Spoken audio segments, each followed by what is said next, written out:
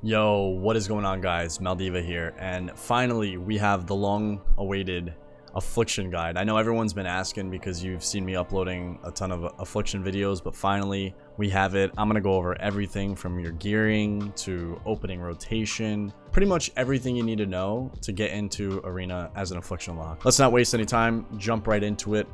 I'm gonna first start off with the talent build that I play. So we're gonna be playing as Night Fae. I only play as Affliction as Night Fae. I don't like the other covenants or builds. So for the first one, we're gonna go Inevitable Demise. This one is pretty much set in stone. You need this. It synergizes really well with your legendary that you're gonna play. So this is also gonna keep you alive because Affliction has survivability issues. You're definitely gonna need to rely on draining and kiting with this talent. For the 25 tree, we play Agony just because it does the most damage and it also ramps up your Inevitable Demise. So it just pairs really well. Corruption doesn't do much damage, so there's no point in buffing the dot that already doesn't really do much. And then Siphon Life is just, it's awkward. You don't have enough GCDs to keep up dots on everyone. It's a struggle a lot of the time. So adding another dot into the mix and then just nerfing your strongest dot doesn't make sense. So that's why I play with the Agony talent. And then in 30, Dark Pact got buffed recently, so this is even better. It helps Affliction stay alive a little bit more, and it's a nice semi-short cooldown to trade with the enemy team on their goes, so you can kind of help live those little burst moments better. And for 35, Phantom Singularity, that one's always picked because this is just AoE and PvE and Vile Taint. You have to cast it, and it costs a shard. I don't really feel too good about that one. So Phantom, it's instant. It heals you for percentage of the damage done. It's not very much. Get a little AoE cleave in. And it's also affected by the Dark Glare, so that's always nice. In the 40 tree, this one you can switch up a little bit. So Halaterra, I'll play that if they're just... I'm playing against a comp that I can fear them easily. But let's say I'm in 2s, or maybe if you're doing like duels or 1v1s, Coil could actually be better. So Coil's going to be better for... If you're maybe doing 2s, you're playing Warlock healer and you're against Warrior healer, you're going to want Coil instead of Hal because they'll just Berserker Rage your fear. So you just coil them into a fear, force their Berserker Rage, and you also get the additional healing and the other diminishing return of the CC because it's on the Sheep DR instead of fear. For 45, you definitely need Sacrifice. The other two talents just they don't keep up with the damage too much. Casting is already really hard, so you don't want to be casting another spell like Haunt. So you just sack your pet. It does pretty good damage, and it gives you the ability to spell lock from your player. In the last tree, we go Dark Soul. You definitely need this. This is your major offensive cooldown, which everyone is very, very scared of because you're going to do a crap ton of damage with. So you definitely want this one. So always go Dark Soul. You're going to pair that up with your other cooldowns to do an insane amount of damage, which I'll go over when we hit the rotation and everything.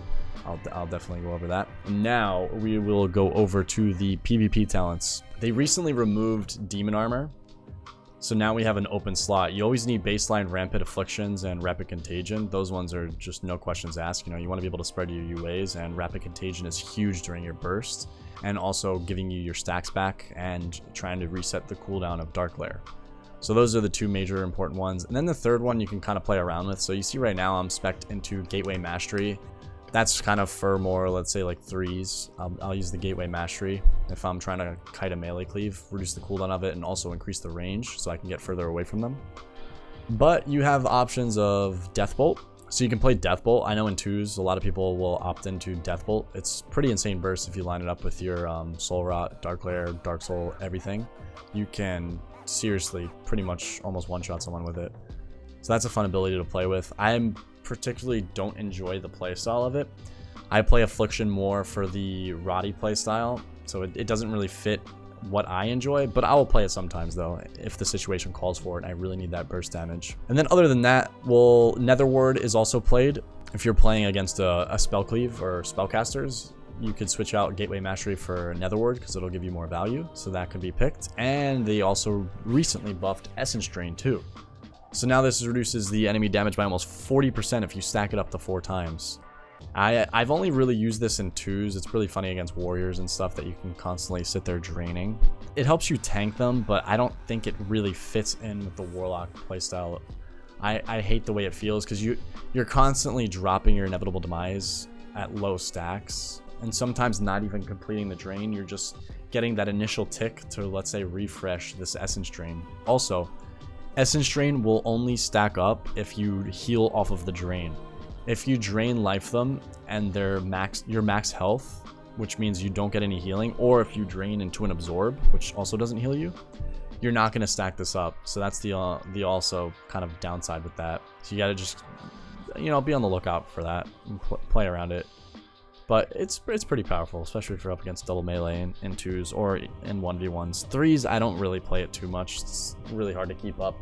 And then if you try to keep that up, your damage is going to be lacking because you're not going to keep up your UAs and stuff. So you just got to kind of live on your own with the other buffs that they recently added and just kind of play without it. Casting Circle can also be a pretty good option because you're really cast heavy. So you can play that if you're up against double melee to ensure that you get your drains. Because if you get the drain lives, then you'll be able to live these melee cleaves and actually kind of tank them for quite a while. If you get a really nice drain off with Soul Rot and you get a multi-person drain, it works out pretty well. And Shadowfall, I tried playing with this talent. It's pretty nice because it procs a lot, but Shadowbolt just does no damage. So it does no damage, and they added this in hopes that Warlocks would play with a 4-set. But the 4-set isn't... I think it would be better if the 4-set was a guaranteed chance, like a 100% chance that you would gain the instant Malefic Rapture. But it's a 30% chance, and you have to have every single dot on that target that you Shadowbolt. So it just doesn't make sense. Shadowbolt's very weak. It feels like a waste of a global. You're much rather put up, like, refresh your dots, or Fear, or cast Malefic Rapture, or Drain Life. It feels really awkward with your global cooldowns. And then lastly, Shadow Rift could be another option. If you let's say you're fighting a cleave and you have to have decent slows or a stunner on your team to ensure that they'll get stuck in this. What you could do is drop the Shatter Fury with it. So that could be a funny option. If you have your port placed in a good spot, you can port them away defensively or even offensively. You can force them further away from their healer and force them in a bad spot where you could potentially kill them. But it's very rare that I'll play with that because the Gateway Mastery and the other talents are just too good. And those are the ones that I really play around with. I mean, you can maybe mess around with Amp Curse. Could be good in 1v1s and duels and stuff like that. If you're up against someone that crits, the Amp Curse or Weakness would really screw them over. But for primarily, like, let's say 3v3 Arena and also 2s, that's what mainly I play. The builds that I talked about are what are going to be the best performance for my playstyle and all that. And now we'll go over Soulbinds. So when I play Affliction, I like to play Corain. Corain's really awesome for kiting and stuff because you have Wild Hunt tactics, as you see. It's really easy to keep this up if you have dots on the whole team. Someone's always going to be above 75% health, so you'll gain the 15% move speed, and you're also dealing extra damage to them. So that's always nice. And these little what is it? The Wild Hunt down here, it's pretty good too. Gives you extra damage when they're low. It's not too bad. I will sometimes play with Naya. I do kind of like Naya because Mastery increases your damage by a lot for Affliction. And we don't really have much Mastery if you're gearing in the way that I'm gearing. So this could have really high value. And if you're going for crazy damage output and you don't really need to kite as much, if you're not worried about the move speed, Naya could be definitely a really good option. But you can't really go wrong with Corain. This spec is one of the specs that can benefit the most from the Wild Hunt tactics uptime. You'll just always have it up because of your dots on everything. It's hard to keep it up with the with Demo and stuff. I've tried it. Corain just sucked, but Affliction, it pairs really well. And then going over our conduits. So for the first one, we have our Potency conduit. You want the Soul Rot one. Spreading Soul Rot is very, very important. If you get a Soul Rot drain, it's going to be pretty much like an instant heal and also a ton of damage if you drop it on your cooldown. So you want to look out for that. Definitely play Soul Leader. And it does good damage. Just the Soul Rot alone, the damage that it deals. For the Finesse, you want Shade, because if you fear someone with dots, you want to try to not have it break. So you definitely need this conduit, because if you don't have it, it's going to break pretty much instantly. It already breaks pretty fast, but you'll have like a second or two, maybe 2 to 3 seconds if you play with that conduit. For Endurance, this conduit is very, very important. Accrued Vitality. This is part of the reason why our healing is so good paired with Drain Life. When your Drain Life heals you, you're gonna get this conduit, and you can get some huge heals off of this. Like I've had what have I got it up to? Probably like 30,000 per tick. It was wild. wild, wild, wild. So definitely want to get this Conduit. Next potency is going to be the Agony, increased duration. You want that so you don't have to refresh your Agony as much. Just saves you some globals. So also definitely very, very important. The last potency Conduit, you can kind of switch out 2 Conduits. So you see right now I'm playing Corrupting Leer. This is for the Soul Rot build. But if you want to opt in for a Rapture build, you have the Focus Malignancy. I swap these Conduits out sometimes.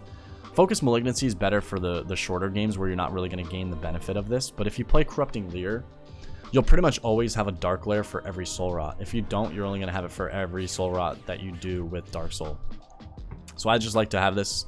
It increases my survivability because I'll be able to extend my Soul Rot, which means more drain lives on multiple targets, increased healing, increased survivability. So that's why I do it. But you could opt in for the Focus Malignancy if you're able to cast the Raptures. But just make sure you have to, it only affects targets with UA, so you got to make sure the UA is on the target or you won't gain the increase. But this can hit really hard if you're able to get a lot of Raptors out, and it pairs with the tier set that we have, the 2 set.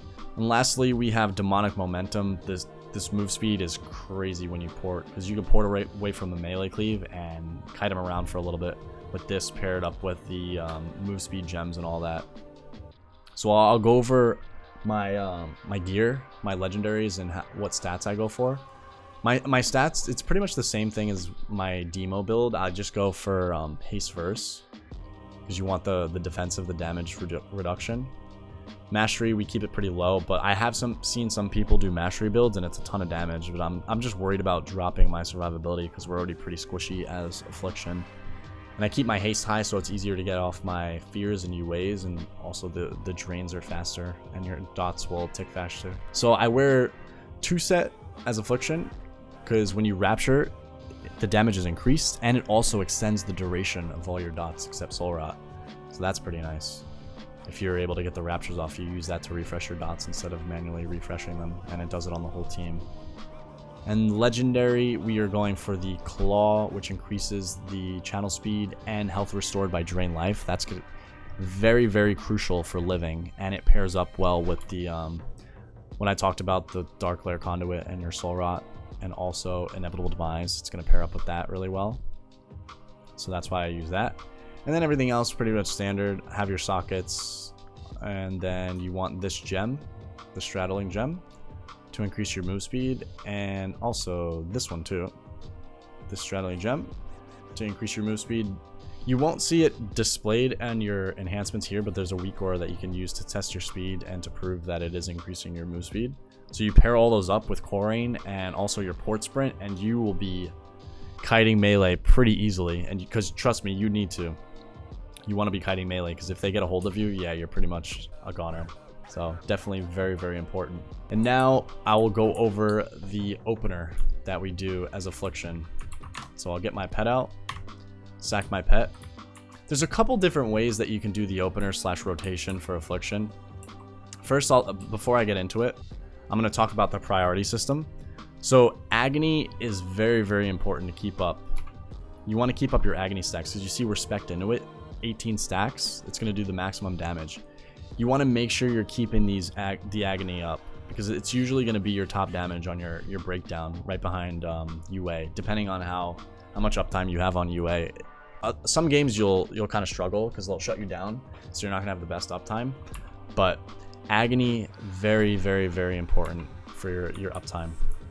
So it's going to go Agony uptime, then UA, because UA is going to be your dot coverage. If they dispel that, they're going to take a ton of damage, and you're using it to cover your Agony if they're able to dispel both of them. And Corruption is the lowest priority. Sometimes I don't even put up Corruption because the damage is just pitiful, and it doesn't give you, there's literally no benefit. You don't get any procs, no healing, no nothing.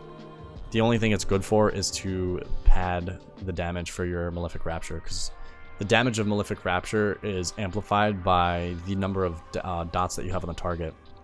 So if you have Soul Rot and Phantom Singularity, all your dots, your Rapture is going to be doing maximum damage. So you just want to keep that in mind. But yeah, there'll be a lot of times where I'm just Agony UAing people, Agony UAing, because the Corruptions, the damage is just not even worth it, not worth the global at the time. And then we'll also talk about Rapid Contagion. You want to always Rapid Contagion your Dark Soul. This is very, very important. You Rapid Contagion your Dark Soul. I try to keep my Rapid Contagion uptime really, really high, because if you're playing with the Dark Lair Conduit, it's going to help bring your Dark Lair back into sync and line up with your Soul Rot. So you'll have it for every Soul Rot. So that's also very important, is holding the shards for that and doing it at the proper time. So what my traditional rotation and opener is going to look like is I'll mainly start off with Agonies first. Try to get my Agonies on all 3 targets. Start getting them stacked up and also get the shard gen coming in so I can hit max shards before my burst. You can wait for your Inevitable Demise stacks to hit 50 because you're going to want to drop that big multi-drain on your Dark Soul. That's what's going to give you the biggest amount of damage. So you'll keep these Agony stacks up. Then you'll try to get UAs out without really prioritizing your Corruption. Then you can get your Corruption up. You can see I have everyone is primed up right now. They have UA and Agony. We'll just refresh them just for this demonstration. And then what I'm going to do, I'm going to pick my main target. We're going to Soul Rot it into the Phantom Singularity, Dark Soul, Dark Lair, Rapid Contagion. If you're 50 stacks, you want to drain and then dump the shards on Raptures. And as you can see with the haste, the Rapid Contagion, and my Soul Rot ending, you drop a drain with like 30 stacks right before your Soul Rots are going to drop on all those targets. And you'll get another really huge drain life in. And you can see from my damage breakdown, my drain life is almost up there with my Agony. And we had Agony sitting on there for quite a while. And it's in line with UA. So that's going to be the biggest burst possible when you're trying to rot down the team, is making sure you get that 50 stack drain on everybody. That's going to be crucial, crucial, crucial. And then outside of that, you just keep up your Rapid Contagions, your Agonies, try to reset the cooldown of Dark Lair. As you can see, my Dark Lair is coming up. It's almost lined up with my Soul Rot, so I can kind of hold my Rapid Contagion for when it's coming up. And then I drop my Mini Go, which is the Soul Rot, Dark Lair, Rapid Contagion without Dark Soul. And then you just kind of rinse, repeat, do the same rotation. You do it one with Dark Soul, then one without Dark Soul, then one with Dark Soul. And you just keep rotating it, rotating it, rotating it. You can drop drains in between when you need to heal, but that's kind of what you're looking out for to get the biggest burst possible. And then lastly, I will go over comps that I found are pretty good. So in twos, I think the best partner you could have is a Resto Druid. Resto pairs really well with Affliction because they can play Mass Root, Deep Root, which means they'll root the person in place. It doesn't break on damage, and they have to dispel it, but you have your UA to cover it. So your UA covers it, and they either need to dispel it and take the damage, or they're forced to sit it, and then the Affliction Lock gets away, and he also gets to drain life. And yeah, the synergy is just incredible. I've also seen it work with Holy Priest and even Resto Shaman. Like, you can make it work. It's going to be a little bit hard. Demo is going to work better with them, but definitely Resto Druid would be key. And then for threes, it's kind of funny. One of the best threes comps that I've played is actually with a Demo Lock and a Resto Druid. So we played Affliction, Demo, Resto Druid. The Demo comes in, brings the Mortal Strike and the stuns, and then the Affliction Lock's just sitting there rotting the whole team, hoping that the Demo Lock kind of distracts them to go him, and then the Affliction Lock is just able to free reign, drop the triple suck, and just destroy the team. You can do an insane amount of DPS as Affliction. Affliction does way more DPS than Demo if it's free casting, so it's scary. And then you could probably make it work in Shadowplay too, so also with a Shadow Priest or with an Ellie. But with those two classes, Demo is going to perform better. So just know if you're playing Affliction in those compositions, it's going to be way weaker than if you played Demo. But for the people that just love Affliction, you want to focus on Affliction, that's what I would do. Just know, keep in mind, it is going to be weaker than Demo. And if you're trying to push higher rating, you're not happy with your rating, you might just have to stick it out and play Demo. But for the Affliction lovers, it's possible. You can play it. It's a struggle. Don't get discouraged. You have Demonology if you just can't make it work. But yeah, so hopefully this guide has helped. Let me know in the comment section what you guys think of it. If you have any suggestions, videos that you want, any help, leave a like, comment, let me know, and I will try to get that in future videos. And thank you guys. I will see you in the next one.